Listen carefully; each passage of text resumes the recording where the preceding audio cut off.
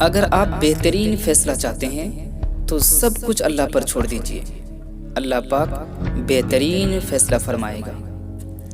اللہ پاک جو کچھ کرتا ہے سب اچھے کے لیے کرتا ہے۔ آپ نہیں جانتے مگر وہ خوب جانتا ہے۔ ہو سکتا ہے آپ جس چیز کے لیے روتے ہیں وہ بس آپ سے ایک دعا کے لیے رکا ہوا ہو۔ آزمائش تو انہی لوگوں کی ہوتی ہے جنہیں اللہ پاک پسند فرماتا ہے۔ آپ کی تقدیر اتنی دفعہ بدلتی ہے جتنی دفعہ آپ اللہ کے آگے ہاتھ پھیلاتے ہیں۔ آپ جانتے ہیں دعا کیا ہے؟ ارے اپنی ہر پریشانی، ہر تکلیف، ہر دکھ، ہر درد اللہ کو بتا کر بے فکر ہو جانا۔ حضرت علی رضی اللہ تعالیٰ عنہ فرماتے ہیں، جس شخص کو تقدیر پر یقین ہوتا ہے وہ اپنے اوپر نازل ہونے والی مصیبتوں سے کبھی نہیں گھبراتا۔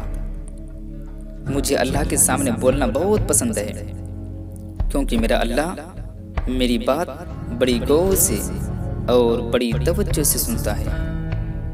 آپ کو مشکل میں ڈالنے سے پہلے وہ آپ کو مشکل سے نکالنے کا ذریعہ بنا دیتا ہے۔ بس اللہ کو راضی کرنا ہے۔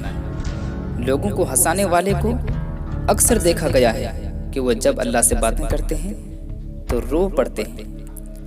میں اب اللہ کو سناتا ہوں حال دل اپنا، میں اب اللہ کو سناتا ہوں حال دل اپنا، میں اب زمین پر رہنے والے کا بھروسہ نہیں کرتا، میں اب زمین پر رہنے والے کا بھروسہ نہیں کرتا۔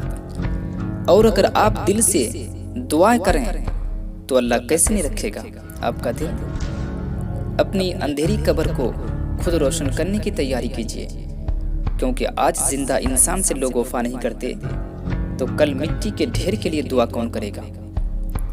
آنسو وہ خاموش دعا ہے جو صرف رب ہی سنتا ہے۔